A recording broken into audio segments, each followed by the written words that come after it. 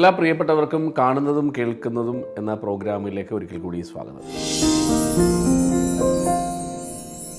കഴിഞ്ഞ വർഷം 2025 നമുക്ക് ഒരുപാട് നല്ല അനുഭവങ്ങളുണ്ട്, ഒരുപാട് മോശം അനുഭവങ്ങളുണ്ട്, ഒരുപാട് നല്ല കാഴ്ചകൾ, നല്ല വിശേഷങ്ങളൊക്കെ നമ്മൾ കാണുകയും കേൾക്കുകയും അനുഭവിക്കുകയും ചെയ്തിട്ടുണ്ട്.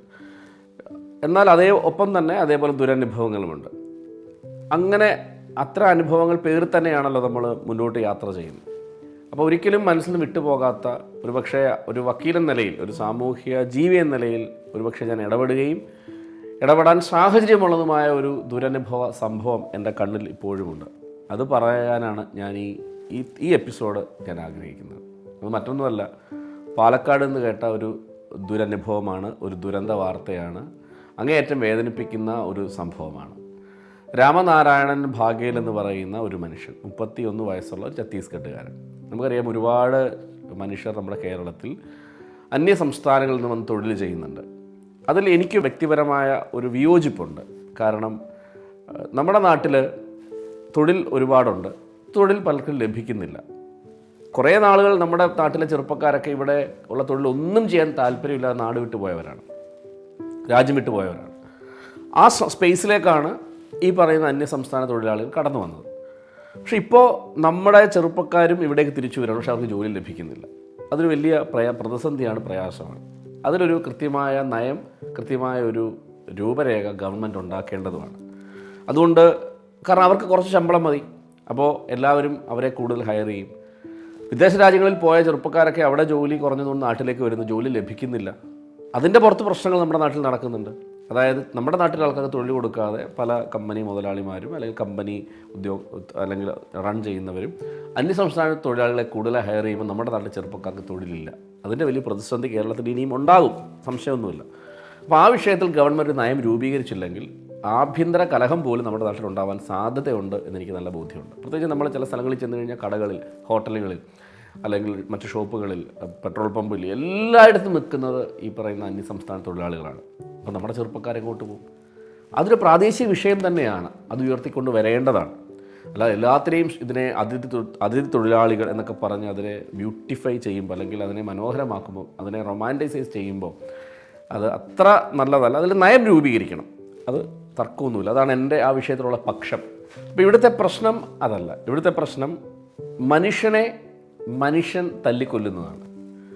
അതൊരു അപരിഷ്കൃതമാണ്. നമ്മൾ കാലാപാനി എന്ന സിനിമ കണ്ടിട്ടുണ്ട്. ആ സിനിമയിൽ അവസാനത്തെ ചില രംഗങ്ങൾ നമ്മളെ വല്ലാണ്ട് വേദനിപ്പിക്കുന്നതാണ്. ഭക്ഷണം കഴിക്കാൻ ആഹാരമില്ലാതെ വരുമ്പോൾ മനുഷ്യനെ തന്നെ പച്ചമാംസം തിന്നുന്നു, അതിൻ്റെ രക്തം കുടിക്കുന്നു. പിന്നീട് ആ കഥാപാത്രത്തിൻ്റെ ഭ്രാന്തായി പോകുന്നതാണ് സിനിമയിൽ കാണിക്കുന്നത്. നരഭോജി എന്നാണ് പറയുന്നത്, മനുഷ്യഭോജി, അല്ലെങ്കിൽ ഇംഗ്ലീഷിൽ അതിനെ കാനിബലിസം എന്ന് പറയും.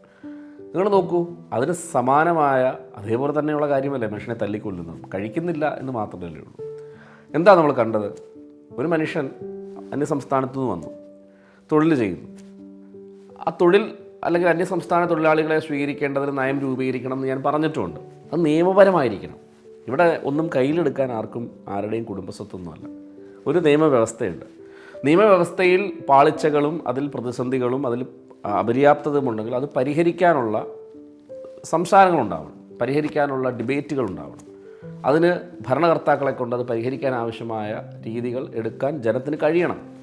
അതിനു പകരം നിയമം കയ്യിലെടുക്കുക, ഞാൻ എടുക്കുകയാണ് എന്ന് പറഞ്ഞാൽ നിങ്ങളൊന്ന് ആലോചിച്ചു, ഇത്ര ഭീകരമാണെന്ന് നോക്കിയത്. ഞാൻ പലപ്പോഴും അത് പൊതുസമൂഹത്തിനും അതിൽ വലിയൊരു പങ്കുണ്ട്. നമ്മൾ പലപ്പോഴും പറയുന്ന ഡയലോഗാണ്, തല്ലിയെ കൊന്നേക്കണം, ഒരു കള്ളനെ കണ്ട പിടിച്ചു കെട്ടി അടിച്ചേക്കണം. ആർക്കാണ് റൈറ്റ്? ലോകമുണ്ടായ സമയം മുതൽ കള്ളനും കൊലപാതകികളും അല്ലെങ്കിൽ ക്രിമിനൽസും ഉണ്ട്. അവരെല്ലാം മനുഷ്യനെ തല്ലിക്കൊല്ലാൻ ശ്രമിച്ചിരുന്നെങ്കിൽ നിരപരാധികളെ ആരെയെല്ലാം വേട്ടയാടിയേനെ. നമ്മളെ എത്രയോ സിനിമകളിലൊക്കെ നമ്മൾ കണ്ടിട്ടുണ്ട്. ചില മനുഷ്യർ പെട്ടുപോകുന്നതാണ്. ഒരു രാത്രിയിൽ അസമയത്തൊരു മനുഷ്യനെ കണ്ടാൽ അവനവിടെ എത്തിയതിൻ്റെ സാഹചര്യം ചോദിക്കാതെ അവനെ തല്ലിക്കൊല്ലാൻ പോയാൽ നിരപരാധിയാണെങ്കിൽ ആര് സമാധാനം പറയും? അങ്ങനെ എത്രയോ പേരെ തല്ലിക്കൊന്നിട്ടുണ്ട്. അപ്പോൾ ഒരു മനുഷ്യനെ കാണുന്നു, അവൻ്റെ രൂപം കണ്ടപ്പോൾ അത് ഒരു കള്ള ലക്ഷണമാണ്. ഈ രൂപത്തിന് കള്ളലക്ഷണം ഉണ്ടെന്ന് ഇവനോടൊക്കെ ആരാണ് പറഞ്ഞു കൊടുത്തത്? നമ്മൾ തമാശയായിട്ട് പറയും അല്ലേ, ഇതിനെ കാണുമ്പോൾ ഒരു കള്ളലക്ഷണമുണ്ട്. അത് തമാശയ്ക്കപ്പുറത്തേക്ക് അതിനെ ശാരീരികമായി ഉപയോഗിക്കാൻ ആർക്കാണ് അധികാരം കൊടുത്തിട്ടുള്ളത്? ഒരു ഛത്തീസ്ഗഡുകാരൻ അവൻ്റെ ഭാര്യയും മക്കളെയും കാണാൻ വേണ്ടി പോകുന്ന സമയത്ത് അവനെ കണ്ടപ്പോൾ ഒരു കള്ളലക്ഷണമുണ്ട്. അവനോട് ചോദ്യം ചോദിച്ചപ്പോൾ അവന് മറുപടിയില്ല. അങ്ങനെയല്ലേ നമ്മളെ കൂട്ടം കൂടി പലരും ചോദ്യം ചോദിക്കും, നമ്മൾ പാനിക്കാവില്ലേ? ഇതൊക്കെ പറഞ്ഞ് ഇതെല്ലാം അക്ഷര വടിവോടുകൂടി പറയാൻ ഈ പറയുന്ന മനുഷ്യർ ഏതെങ്കിലും വലിയ സ്കൂളിലൊക്കെ പഠിച്ചു വന്ന മനുഷ്യരാണോ? പ്രതിസന്ധികളിൽ തരണം ചെയ്യുന്ന മനുഷ്യരല്ലേ, ജീവിക്കുന്ന മനുഷ്യരല്ലേ? ഒരു ചോദ്യം ഇവിടുന്ന്, ഒരു ചോദ്യം ഇവിടുന്ന്, അവിടുന്ന് വരുമ്പോൾ പാനിക്കാകത്തില്ലേ? ഉത്തരങ്ങൾ തെറ്റിപ്പോവില്ലേ? അപ്പോൾ അവൻ്റെ കരണക്കുറ്റിക്ക് അടിക്കുക, തലയ്ക്കടിക്കുക. ഇത്ര ഭീകരമാണെന്ന് ആലോചിച്ച് നോക്കി. മൃഗങ്ങൾ പോലും അങ്ങനെ ചെയ്യത്തില്ല. ഒരു കാക്കയ്ക്ക് മുറിവേറ്റ് കിടന്നാൽ മറ്റു കാക്കകളും അതിനെ സംരക്ഷിക്കുകയാണ് ചെയ്യുക. ഒരു കാക്കയെ നിങ്ങൾ ഇടിച്ചിട്ട് നോക്ക്, മുഴുവൻ കാക്കകളും അതിൻ്റെ ചുറ്റും കൂടും.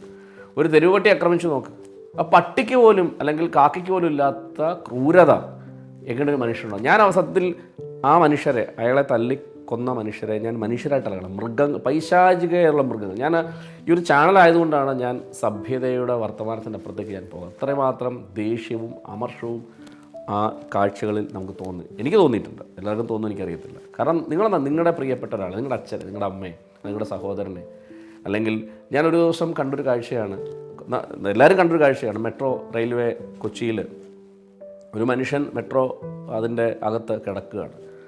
അവൻ്റെ ഫോട്ടോ എടുത്ത് ആഘോഷിക്കുകയാണ്. മദ്യപിച്ച് കിടക്കുകയാണ്, ബോധമില്ലാതെ. അവൻ്റെ ഫോട്ടോ എടുത്ത് സോഷ്യൽ മീഡിയയിൽ ഇവനിങ്ങനെയാണോ കിടക്കേണ്ടത്, ഇവൻ എന്തൊരു മോശപ്പെട്ട എന്നൊക്കെ പറഞ്ഞ് അവനെ കളിയാക്കുകയാണ്, അവനെ അസഭ്യം പറയുകയാണ്, അവനെ തോണ്ടുകയും മാന്തുകയൊക്കെ ചെയ്യുകയാണ്. പിന്നീട് എന്താ അതിൻ്റെ സത്യം അറിഞ്ഞത്? കുറേ നാൾ കഴിഞ്ഞപ്പോൾ സത്യം അറിയുന്നു, ആ മനുഷ്യൻ ഒരു രോഗിയായിരുന്നു, ശരീരം വയ്യാ തളർന്ന് കിടന്നതാണ്. നിങ്ങൾ ആലോചിച്ച് നോക്കി, ആ ഫോട്ടോ ഷെയർ ചെയ്ത മനുഷ്യരൊക്കെ ആ ചെറുപ്പക്കാരനോട്, അവൻ്റെ കുടുംബത്തോട് കാണിച്ച അനീതി. ലോകത്ത് എവിടെ പോയാലും ഇവനെ കാണുന്നത്, നീ പണ്ട് മെട്രോ പോലുള്ള സ്ഥലത്ത് വലിയ തമ്പുരാക്കന്മാർ യാത്ര ചെയ്തതിൻ്റെ ഇടയ്ക്ക് വൃത്തികേടായി കിടന്നൊരു മനുഷ്യനല്ലേ, അല്ലെങ്കിൽ പ്രോപ്പറായി വസ്ത്രം ധരിക്കാതെ ഉഷിഞ്ഞ് വസ്ത്രധാരണം കിടന്ന ഒരു കള്ളനല്ലേ എന്നല്ലേ അവനെ ആക്ഷേപിക്കുക. ആരാ അന്വേഷിക്കുന്നത്? ആരാ അതിനെപ്പറ്റി തിരക്കുന്നത്? പറയുന്നത് ചെയ്യുക, കൂട്ടം കൂടിയിട്ട് അവൻ കള്ളനാന്ന് പറഞ്ഞാൽ അടിച്ചേക്കുക, പോകുന്നവനും വരുന്നവനൊക്കെ ചെന്ന് അടിച്ചേക്കുക. അങ്ങനെ ചെയ്യാൻ ആർക്കാണ് അധികാരം? നമുക്കൊരു കള്ളലക്ഷണം ഉള്ള ഒരാളെ കണ്ടാൽ, അല്ലെങ്കിൽ സംശയം ഉള്ള ഒരാളെ കണ്ടാൽ അറസ്റ്റ് ചെയ്യാം. അറസ്റ്റ് എന്ന് പറയുന്നത് പോലീസുകാർ മാത്രം ചെയ്യുന്നതല്ല. നമ്മൾ വിചാരിക്കുന്നത് അറസ്റ്റ് പോലീസ് അല്ല.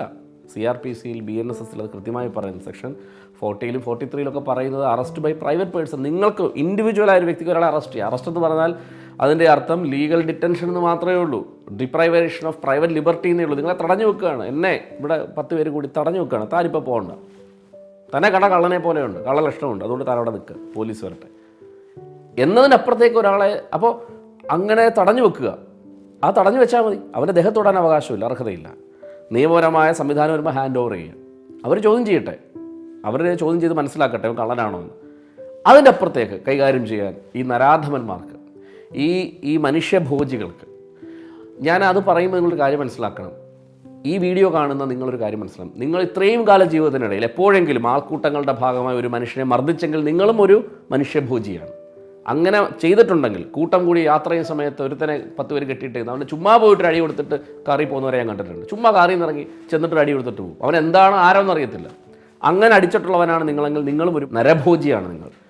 ഇനിയും ഭാവിയിൽ നിങ്ങൾ അങ്ങനെ ഒരാളെ മർദ്ദിക്കാൻ തീരുമാനിച്ചാൽ മനുഷ്യഭോജിയാണ്. അങ്ങനെ ചെയ്യാൻ പാടില്ല. ലോകത്തൊരു സമൂഹവും അങ്ങനെ ചെയ്യത്തില്ല. അയാളെ തല്ലിക്കൊന്നിട്ട് എന്താ സംഭവിച്ചത്? തല്ലിക്കൊന്നു, അവൻ്റെ കുടുംബം പട്ടിണിയായി, അവൻ്റെ ഭാര്യ ഛത്തീസ്ഗഡിൽ നിന്ന് വരുന്നു, മക്കൾ വരുന്നു, നിലവിളിക്കുന്നു, അലമുറയിട്ട് കരുതുന്നു. ഒരു മനുഷ്യനാണെന്നേ, അവൻ്റെ ജീവിതം കരുപ്പിടിപ്പിക്കാൻ എത്രയോ കിലോമീറ്റർ ദൂരെ നിന്ന് സഞ്ചരിച്ച് നാട്ടിൽ ജോലി കിട്ടും, സ്വർഗ്ഗമാണ്, പർദീസയാണ് എന്നൊക്കെ പറഞ്ഞ് ഇവിടെ നാട്ടിൽ തെണ്ടിത്തിരി ജീവിച്ചൊരു മനുഷ്യനെ തല്ലിക്കൊന്ന് കളഞ്ഞേക്കാണ്. ചോദിക്കാനും പറയാനും ആരുമില്ല. കാരണം അവൻ പ്രമുഖനല്ല, അല്ലെങ്കിൽ അവന് നീതി ലഭിക്കാൻ ഇച്ചിരി പ്രയാസമാണ്. കാരണം അവൻ്റെ കൂടെ വോട്ട് ബാങ്കുള്ളൊരു സമൂഹമില്ല, അവൻ്റെ കൂടെ പ്രമുഖരില്ല, അവൻ്റെ കൂടെ വലിയ സിനിമാ താരങ്ങളില്ല, അവൻ്റെ കൂടെ രാഷ്ട്രീയ നേതാക്കന്മാരില്ല. അവന് വേണ്ടി ഇവിടെ പ്രകടനവും ഇല്ല, സോഷ്യൽ മീഡിയ ഹാഷ്ടാഗും ഇല്ല, അവന് വേണ്ടി പ്രൈം ടൈം ചർച്ചയില്ല, അവന് വേണ്ടി മെഴുകി കത്തിക്കാനും ഇല്ല, അവന് വേണ്ടി ഇവിടുത്തെ ഫെമിനിസ്റ്റുകളും ഇല്ല, ഇവിടുത്തെ പുരുഷസ്റ്റുകളും ഇല്ല, ആരുമില്ല. കാരണം നോർമൽ മനുഷ്യൻ, കണ്ടാൽ കറുത്തിരിക്കുന്നവൻ, കണ്ടാൽ വിരൂപനായിരിക്കുന്നവൻ, കണ്ടാൽ മുഷിഞ്ഞ് വസ്ത്രം ധരിക്കുന്നവൻ. നിങ്ങളുടെ ശരീരം വെളുത്തതാണെങ്കിൽ, നിങ്ങൾ വേഷഭൂഷങ്ങളിൽ നിങ്ങൾ വലിയ ആളാണെങ്കിൽ നിങ്ങൾക്ക് ഇതെല്ലാം കിട്ടും. അങ്ങനെ സൊസൈറ്റിയാണ് ഈ വൃത്തികേട് കാണിച്ചത്. നോക്കൂ, ഇതിനേക്കാളും എത്രയോ ഭീകരമായ അവസ്ഥയിൽ നമ്മൾ കണ്ടു കേരളത്തിൽ അട്ടപ്പാടിയിൽ മധു എന്ന് പറയുന്ന ചെറുപ്പക്കാരനെ. എന്താ അവനെ ചെയ്ത്? അവനെ ഇതുപോലെ പിടിച്ചുകൊണ്ട് വന്നിട്ട് അവൻ മോഷ്ടിച്ചു. എന്താ മോഷ്ടിച്ചത്? അരിയും ബാറ്ററിയും ഒരു മൊബൈൽ ഫോണിൻ്റെ ചാർജറും. അതാണ് മോഷ്ടിച്ചത്. കുറേ പേര് ചേർന്ന് വട്ടം കൂടി കുടിച്ചു. അവൻ്റെ കൈ ഇങ്ങനെ കെട്ടിയിട്ട ചിത്രം ഞാൻ എപ്പോഴും അതിനെ കണക്ട് ചെയ്യുന്നത് ക്രൂശിതനായ ക്രിസ്തുവിനെ പോലെയാണ്. അതായത് കൈ മുഴുവൻ കെട്ടിയിട്ട് മനുഷ്യൻ എല്ലാവരും ചേർന്ന് മർദ്ദിച്ച് മുഖത്ത് തുപ്പി ആക്രോശിച്ച് അധിക്ഷേപിച്ച ക്രിസ്തു ഒന്നും പറയാൻ പറ്റത്തില്ല. ആൾക്കൂട്ട വിചാരണയാണ്. കണ്ടവനും പോകുന്നവനും അവൻ ഉള്ളിലേക്ക് നോക്കത്തില്ല. എന്നാൽ തൊട്ടപ്പുറത്തെ വീട്ടിൽ കയറി വാഴ പൊട്ടിച്ചവനായിരിക്കും ഈ മധുവിനെ അടിച്ചിട്ടുണ്ടാവുക. അല്ലെങ്കിൽ എപ്പോഴെങ്കിലും ജീവിതത്തിൽ 10 പൈസ എവിടുന്നെങ്കിലും പൊട്ടിച്ചിട്ടുള്ളവന്. കാരണം അവൻ്റെ കയ്യൂക്ക് കാണിക്കാൻ വേണ്ടി. ആരെ കാണിക്കാൻ? ആരെ ബോധ്യപ്പെടുത്താൻ? വിട്ടു നിൽക്കുക. അത്തരം നരാധമ പ്രവർത്തനത്തിൽ നിന്ന് വിട്ടു നിൽക്കുക. നമ്മൾ പലപ്പോഴും കണ്ടു, ഞാൻ റോഡിലൊക്കെ കണ്ടിട്ടുണ്ട് ആൾക്കൂട്ടം. അപ്പോൾ എന്താ സംഭവിക്കുമ്പം ഒരുത്തൻ തെറ്റ് കാണിച്ചു, റോഡിൽ തെറ്റ് കാണിച്ചു. ആര് തെറ്റ് കാണിച്ചു? ആരാണത് കണ്ടത്? ആരാണ് തീരുമാനിക്കുന്നത് തെറ്റാണെന്ന്? നമ്മൾ കണ്ടോ? നമുക്ക് നേരിട്ട് അറിവുണ്ടോ? ഇല്ല. ചിലരെ ഞാൻ കണ്ടു, ചില ചെറുപ്പക്കാരൊക്കെ ഓടിച്ചെന്നിട്ട് പൊങ്ങിച്ചാടി ഒരു അടി കൊടുത്തിട്ട് പോകും. എന്നിട്ട് ചിരിച്ചോണ്ടാ പോകുന്നത്. അവൻ്റെ അടി കൊടുത്തു. എന്നിട്ട് പറയും, എന്തിന്? നിൻ്റെ അച്ഛനാണ് അവിടെ കിടക്കുന്നതെങ്കിൽ, അല്ലെങ്കിൽ നിൻ്റെ സഹോദരനാണ് കിടക്കുന്നതെങ്കിൽ നാളെ അയാൾക്ക് ജീവിച്ചിരിക്കാൻ സാധിക്കും. വല്ലവൻ്റെ അടിയും കിട്ടി വീട്ടിൽ വന്ന് ജീവിച്ചിരിക്കും. നിങ്ങളെ ഫേസ് ചെയ്യാൻ സാധിക്കുമോ? സാധിക്കത്തില്ല. അപ്പം മധുവിനെ നമ്മൾ കൊല്ലുന്നത് കണ്ടു. എന്നിട്ട് എന്ത് സംഭവിച്ചു ആ കേസിന്? ഇതേപോലെ ഛത്തീസ്ഗഡുകാരനല്ല, നാട്ടിലുള്ളൊരു മലയാളിയാണ്, ഒരു ആദിവാസിക്ക് വേണ്ടി ഒരുപാട് സംസാരിക്കുന്ന നാട്ടുകാരാണല്ലോ ഇവിടെ.